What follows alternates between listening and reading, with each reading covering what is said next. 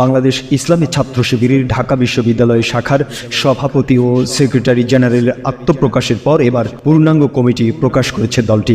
আজ বুধবার ঢাবি শাখার সেক্রেটারি জেনারেল এস.এম. ফরহাদ পূর্ণাঙ্গ এ কমিটি ঘোষণা করেন।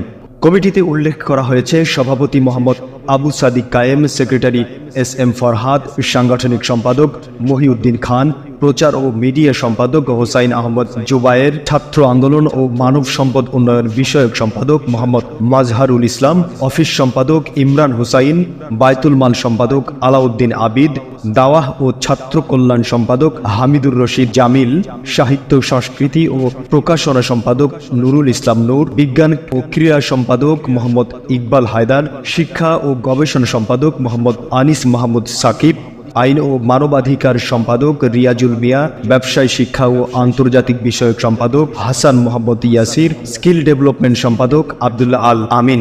ইসলামী ছাত্র শিবিরের এই কমিটির তালিকা যেন সকল ছাত্র রাজনৈতিক দল থেকে আলাদা, যেখানে নেই কোনো একাধিক সহসভাপতির পদ, নেই যুগ্ম আহ্বায়ক বা পদ বৃদ্ধির নানাবিধ নামকরণ। এমনকি ছাত্র শিবিরের মাঝে আজ পর্যন্ত কোনো গ্রুপিং এর তথ্য খুঁজে পাওয়া যায়নি, যেখানে প্রতিটি রাজনৈতিক দলের একাধিক কেন্দ্র ও গ্রুপ নিয়ে নিজেদের মারামারি বিবাদের ঘটনা নিত্যদিনের ডাল ভাতের মতো, সেখানে ইসলামী ছাত্র শিবিরের বৈশিষ্ট্য এবং আদর্শ সবসময় ভিন্ন রকম, যাদের মাঝে আজ পর্যন্ত কোনো অন্তকোন্দলের ঘটনা ঘটেনি।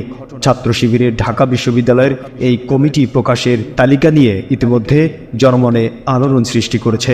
এই চ্যানেলটি সাবস্ক্রাইব করে বেল বাটনে ক্লিক করুন। সংবাদ সংগ্রহে উৎসাহ দিন, পাশেই থাকুন।